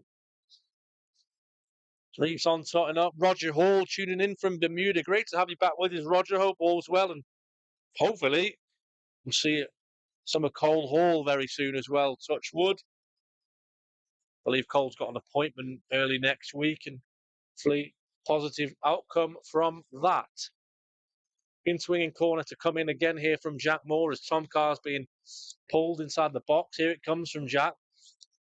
Headed up from Oxford, isn't clear just yet. Warren Clark back in towards the penalty area, and again headed down by Lalkovic. Oxford anywhere will do at this point for them. Surely have got a throw, and Sam Bird, the lethal weapon with the ball in his hand, is still on the field. So Ewan, I'm sure we can guess which way this is going to go.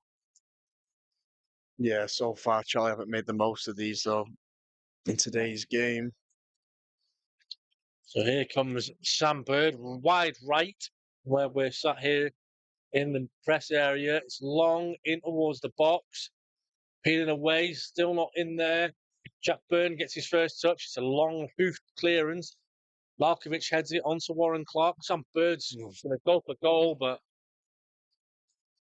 he's needed a few goals to fill that, wouldn't he, Ewan? Yeah, speculative to say the least, I think, there from Sam Bird.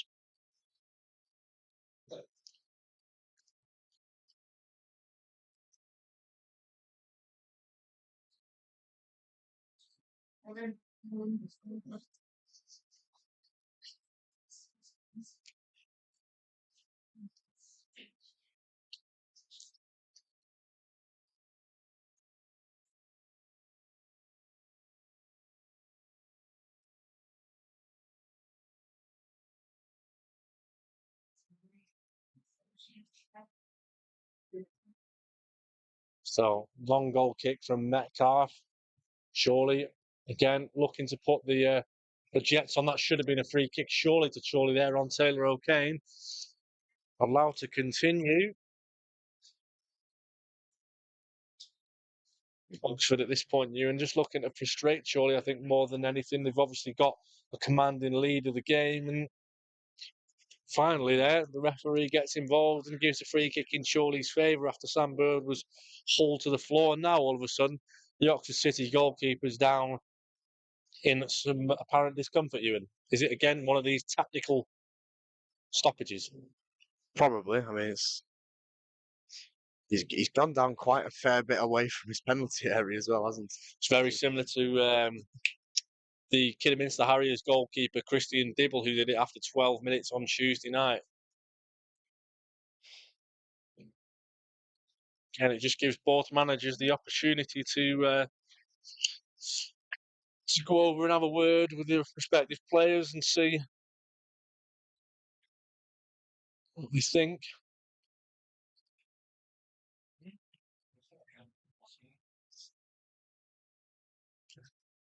We've got 20 minutes plus stoppages left to play. There'll be a few more minutes added on as a result of this. We'll have a little look at goals elsewhere in National League North at the moment. Later score, AFC Telford United 0, Marine 2, Buxton 3, Bedford Town 0. They've had a man sent off. Chester 1, Southport 0, Kings Lynn Town 0, Curzon Ashton 0, Leamington 1, Scarborough Athletic 1, Macclesfield 1, Hereford 0, Peterborough Sports 0, Darlington 1, Radcliffe 1, Kidderminster Harriers 1, South Shields 4, Merthyr Town 0, Spennymoor Town 0, Alton Town 1, and Worksop Town 1, ASC Fylde 0. Remains here 2-0 to Oxford City. Goals from Ewan Clark and DJ Sturridge. What a strike that was, by the way, of the difference at the moment. But Ewan, still some hope left in this game with 20 minutes to go.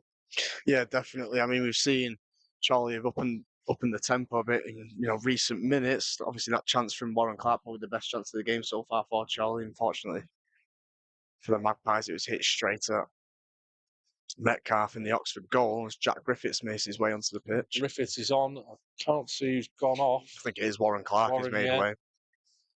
Thanks for that, Ewan.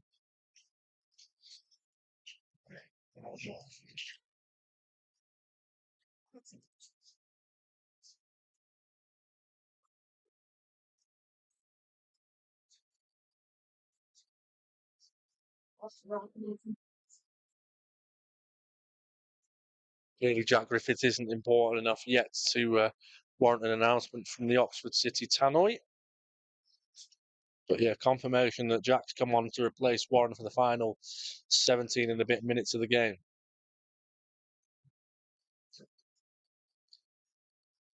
Sturridge chests it down well and he feeds it back into his captain, Ashby. Ashby with the ball out wide looking for Good the play burn. from Jack Moore there to try and win the ball back, but Griffiths couldn't get on the end of it. It was asking a lot of him, in fairness.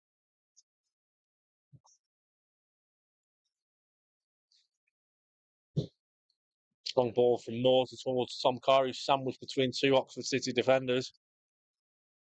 Given away though to Calverley. Must have been bundled over there, Calverley.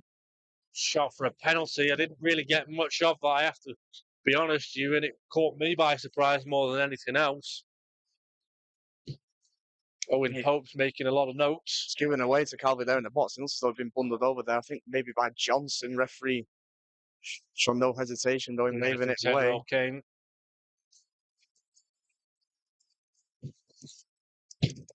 Oxford here, though, doing what they've done pretty well in this game, to be honest, is trying to manage it, trying to manage the possession, trying to dictate the tempo of the play. There's a clear push on Taylor O'Kane, and that one will be a free kick. And that time it was O'Shea Ellis who was just trying to play a few more of these delaying tactics and just trying to dribble the ball and play around with it and stop Owen from taking it long. Here he goes. Towards Tom Carr, headed up by Aaron Harper-Bailey.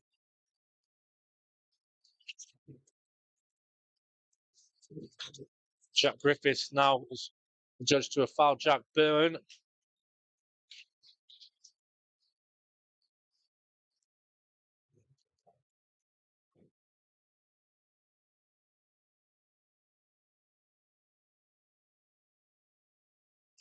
Taking as long as he possibly can here, and then eventually goes first time long towards the corner. It's a bit early to think about going for the corner, but Oxford, again, they're just trying to manage things as best they can at this moment in time.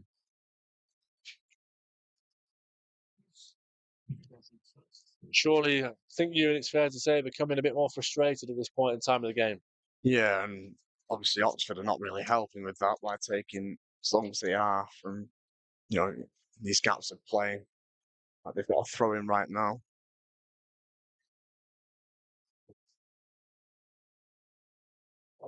Griffiths plays it back to Smith. Chorley trying to be intricate and getting the ball away. Jack Moore's on the ball now for Chorley, driving forward. Pings it off the back of an Oxford City player. Taylor O'Kane's under pressure. He's gifted the ball away. Harvey Smith, though, good defending by him, and he decides to go route one, long towards Lalkovic and Carr. It's headed away well by Byron Wilson, who, for me, has been one of the better players for City this afternoon, Ewan. Yeah, and he's unleashed Hemmings now down this right-hand side. Hemmings goes inside and does well to get around Calvary. And Lalkovic, but it's been cut out by O'Kane, who does well. Carr, back into O'Kane, back Good into play Carr. between those two. He's asking a lot of Tom Carr here. Tom's doing well. He just can't afford to foul him, be my argument. Really good from Tom Nunn. He looked like he'd been fouled himself, but the defender got it in the corner.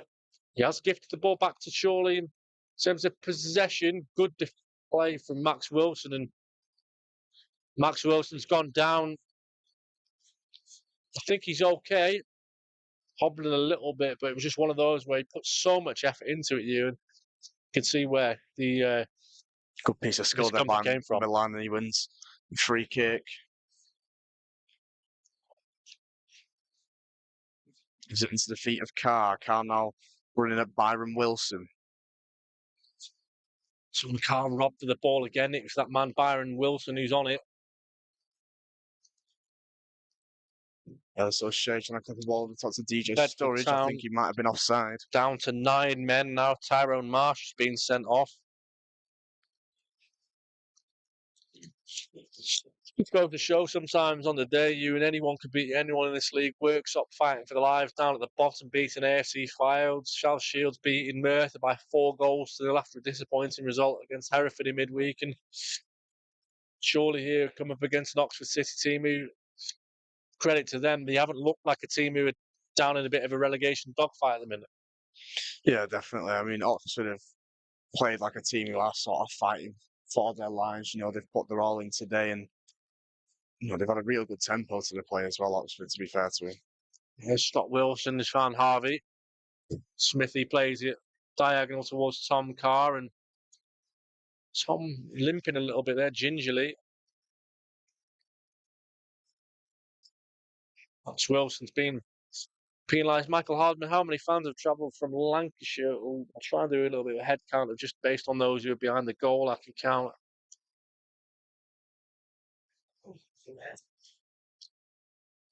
23 behind the goal. Jack Moore's going to come off for Harry Ibbotson.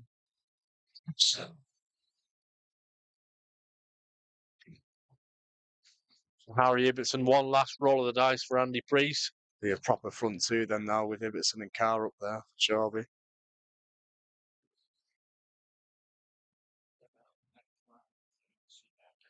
That's all 5 subs used by Andy Priest, so I hope there are no injuries or knocks and niggles in this last 11 minutes. Merthyr Town have got a penalty at the First Cloud Arena. Substitution made here for Oxford as well. Looks like DJ Sturridge just teammate way. Yes, Bridge. 13. Josh Parker's come on for DJ Surrey. That's a like James, but what Parker will offer you is a bit more physicality up front and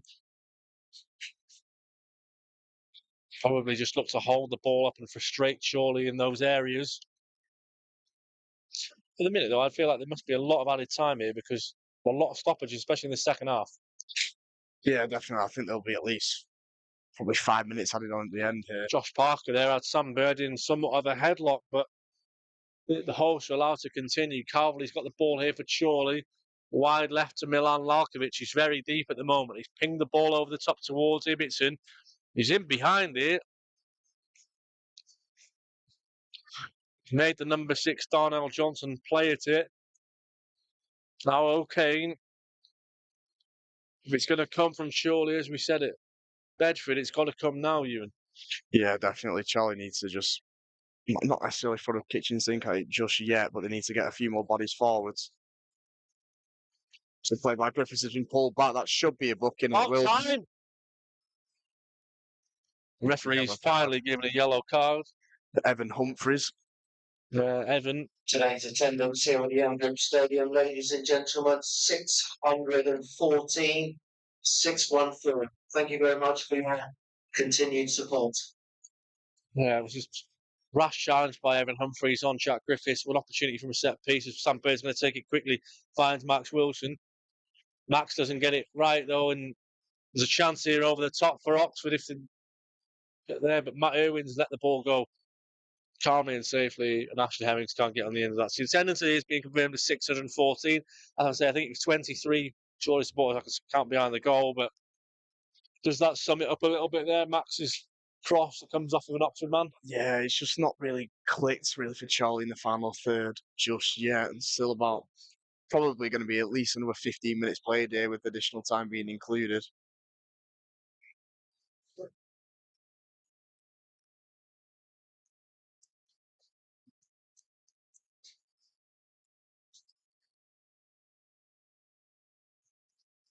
Andy Priest, who's opposite end of the ground to us here, but you can certainly hear him loud and clear at the moment.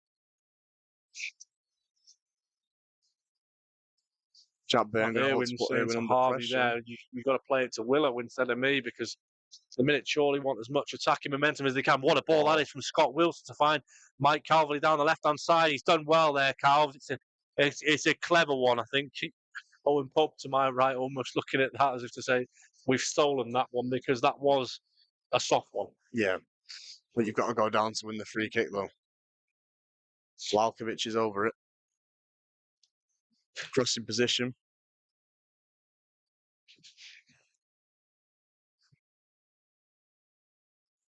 Here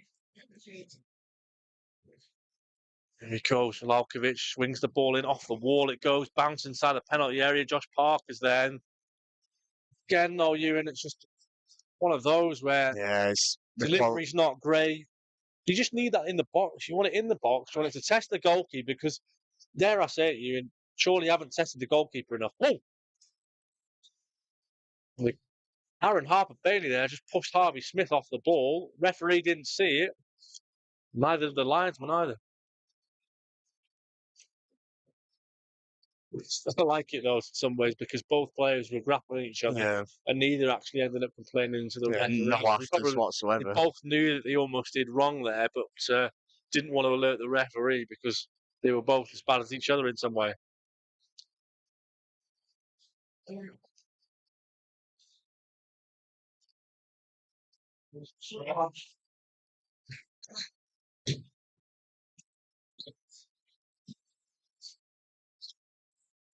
Scott Wilson coming away with the ball here now for Charlie. He's going to feed it out wide to Lalkovic. Say there's a few moments in the last few minutes where I'm worried that this game might boil over a little bit. There's been a few real rash challenges off the ball. Again, there it was Jack Byrne on Harvey Smith, who was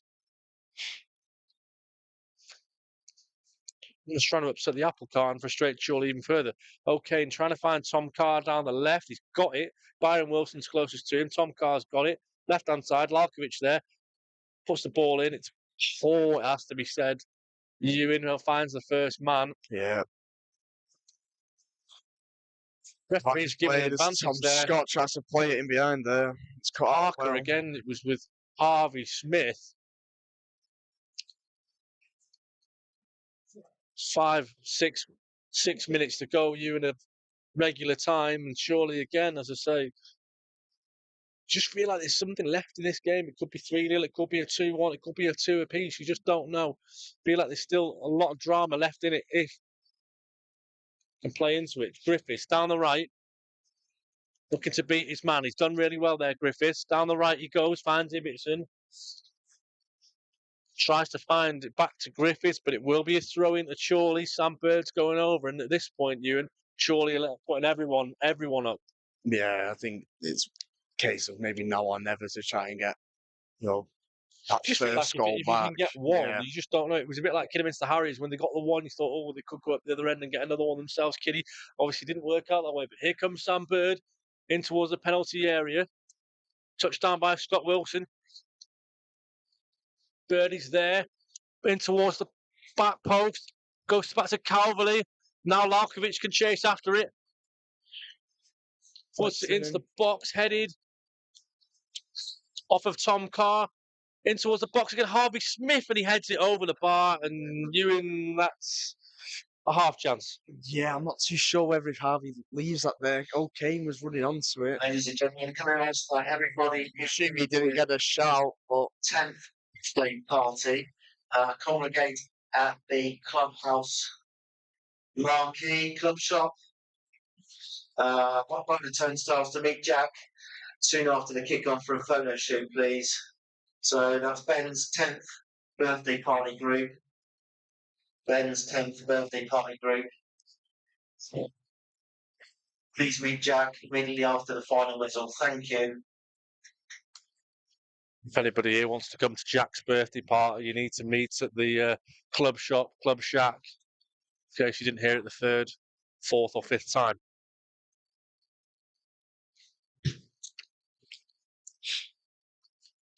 Ibbotson being pulled all over the place from Oxford goes unpunished.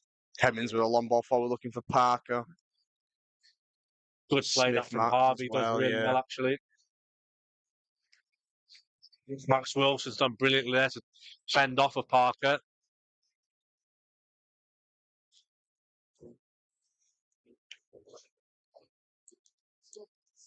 Yeah, thanks very much, Jeff. It's not been Chorley's day in many respects, just done by a real moment of quality from Sturridge for the second one. The first goal came out of nowhere, really, but surely be disappointed not to have had anything out of the game in some ways. Ball over the top here towards Ibbotson, and Metcalf again comes to come and claim it.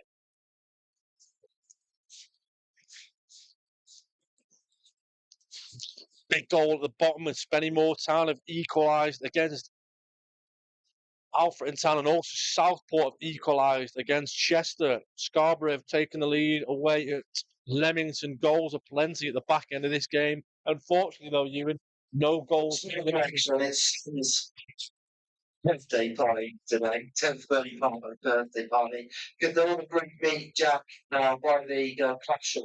Don't worry, it's not Jack's birthday party, guys. It's Sam's. So if anyone wants to go to Sam's 10th birthday, you'll have to make a quick journey over from Chorley or wherever you are listening from. Davidson's been just have done a hard foot there, and it'll be an Oxford City free Andy kick. Free says he was nowhere near him. Referee Grace Lowe says otherwise.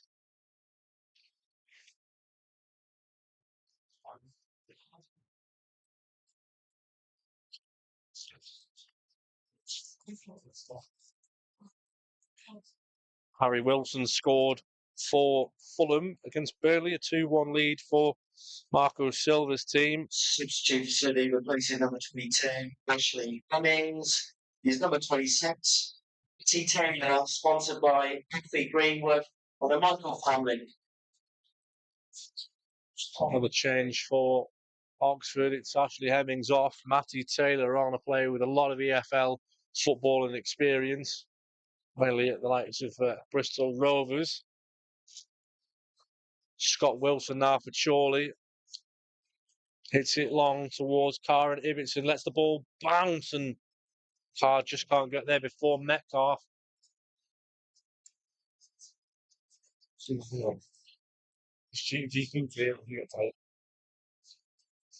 Metcalf out of his hands, pushing the back on Harvey. And at the minute, unfortunately, it just looks like the game's petering out. Died a little bit. Chorley just lacked a little bit of cutting edge. Sampson and Wilson have done so well for Chorley in the last few games.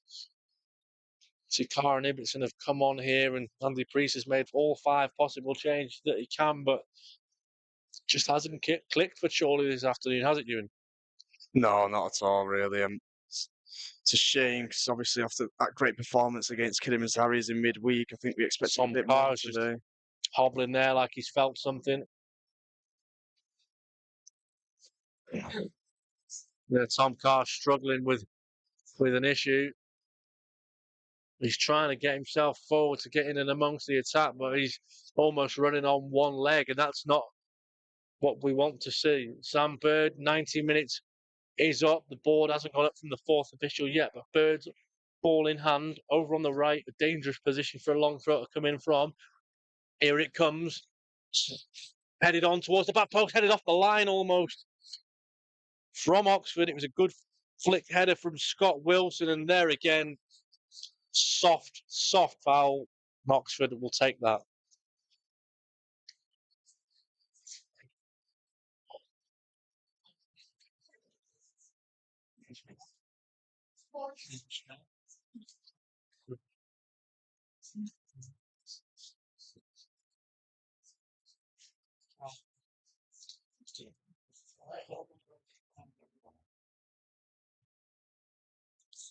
I think that's 5 minutes at the end of the second half, Ewan. It looked like the 4th official put 51, but I think that'll be 5 and 5 minutes. There we go. It's in this match, 5 minutes extra time. Yeah, just I'll do it on your space part.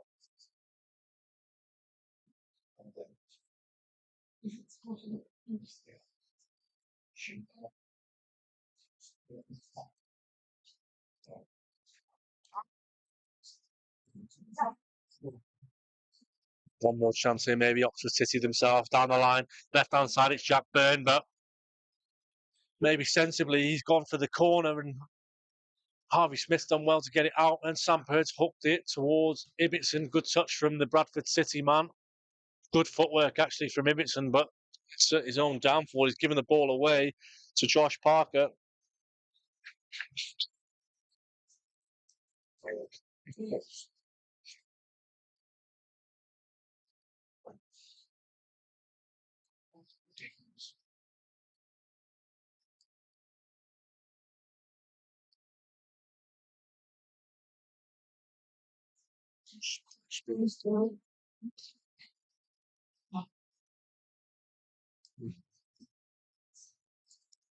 And Southport have taken the lead in the 5th minute of stoppage time away at Chester. Danny Lloyd for Neil Danzy's side. That's a huge goal for both teams. I think Southport are similar to Chorley at the moment in terms of quite out of the woodwork in terms of relegation, but not as good as Chorley in terms of league position. Martin Dubravka has just been sent off for Burnley.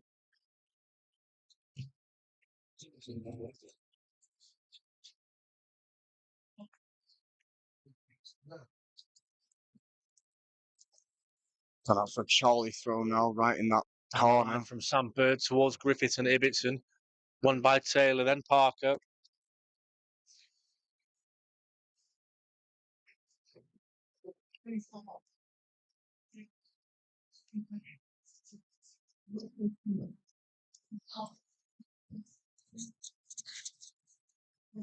Ball kick for Chorley. There's going to be a yellow card here for Jack Byrne as he's just rolled another ball onto the pitch.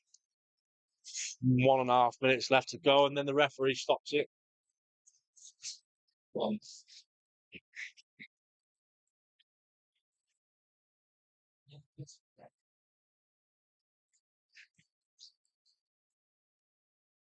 So Ewan, just I suppose a closing note from me. If you had to pick one, your man of the match from a Chorley point of view this afternoon. I think maybe I'd probably have to give it to someone. I'd probably give it to Jack Stamps when he's on the pitch. A good few touching, managed to create a few chances. I think for me it would have been that man just on the ball there. Mike Cowley comes in from Matt Wilson up into a number of bodies from Oxford City, and maybe just one opportunity for a late consolation goal for the Magpies here. Another Sandberg long throw. Taking at least Max Wilson, now Jack Griffiths. Bird's got it, right hand side. And Max Wilson, the back to Sam Bird. It's good play between the two of them. Towards the penalty area he goes, and sure he'll have a corner. Sam Bird's been good as well, to be fair. He's caused a few issues when he's got forward on the other side.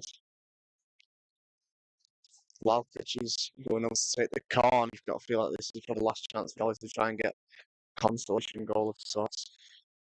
Yeah, I think you're right. So it comes from Milan, and the referee decides to blow the whistle against Chorley for the free kick, and a bit of a melee inside the box here. It's Tom Carr and the goalkeeper. I'm not sure if it's a player or somebody's in with Tom Carr. He's absolutely furious, Tom Carr. He's lost his head. Assuming it might be, he's so shit. He's arguing there was an elbow on there. He's not happy with something, Tom, but yeah, he's gesturing towards the lines with his elbow. So Shays and they play over to again.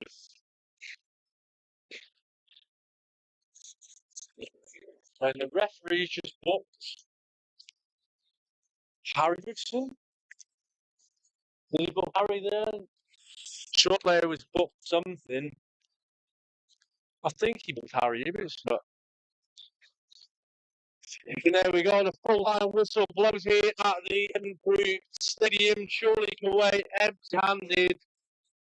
A goal first of all from Ewan Clark before an absolute here from DJ Tscherewik.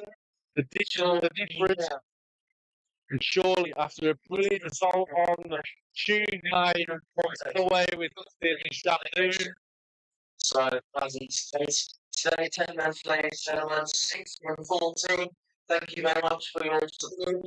With thanks to today's match day sponsor, Darsica Logistics. Thank you to the mascot, Brentford Blackbirds _7. Now your roles and sounds 10th birthday, please accommodate near the club shop now, please. Would have been said, no, everyone, we're not going to get to be in there with these panel, but So this you alongside. We just want to say thanks to everybody for listening. Next week, a long up north this time to take on Scarborough Athletic at Bridlington. Again, we appreciate everyone being back and thanks for tuning in. We'll be back next week. Enjoy the rest of the weekend. Take care, and we'll see you all.